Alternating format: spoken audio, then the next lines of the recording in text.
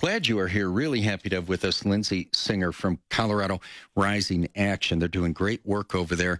And this all ties together quite obviously, but as Lindsey's going to tell us about the latest from the left, the latest attempt to crush Tabor. Lindsey, welcome back to the Dan Caplis Show.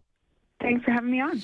Well, our pleasure. So bring people up to speed. I know you guys are ever vigilant on this front because the left is always seeking, always probing, always looking for a way to destroy Tabor. What's the latest? Yeah, so there's kind of two things happening simultaneously here. There's an effort to repeal Tabor by groups on the left, including Colorado Fiscal Institute is kind of leading the charge on repealing Tabor. And then there's some polling that came out that shows just how popular Tabor is. So, if we sort of welcome that fight. If you want to repeal Tabor, so far, it hasn't made it onto the ballot through the title board because of our single subject law. Right.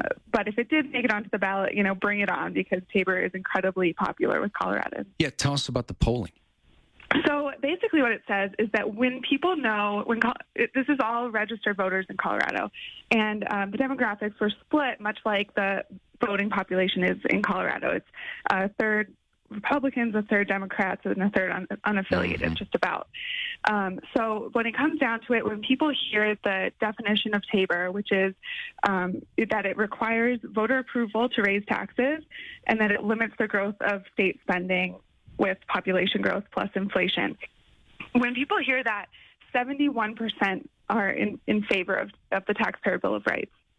So that comes up from, it's about 47% are in favor just hearing the Taxpayer Bill of Rights. And then when they hear the definition of what it is, that goes up more than 20 points.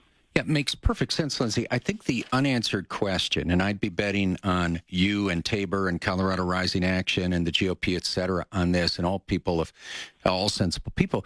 But I think the untested question is, okay, when the left is able to throw unlimited money into a ballot issue and tell an unlimited number of lies, what will the outcome be? Now, we certainly have encouraging results even from these 18 midterms, right? When people elected anything wearing blue, no matter who it was, but then voted like conservatives on the ballot issues. Yeah, exactly. That is encouraging. And not just this year, but the last 6 statewide taxes that have been on the ballot over the last several years have gone down overwhelmingly. So, and taxes do still pass on the local level. The local governments also have to ask voters, but they do sometimes pass when those local governments can show what they're going to use the money on and that it's going to be used well. And people are more willing to spend money if they can see the direct impact. But we just don't see that from the state government. Hey, Lindsey, tell people how they can follow Colorado Rising Action and help you guys out if they want to. Yeah, we're at coloradorisingaction.org. You can go on there to read more about this polling. We're also on Facebook and Twitter. Beautiful. Hey, appreciate the time today, Lindsey. Thanks very much. Take care. That is Lindsey Singer, obviously, with Colorado Rising Action.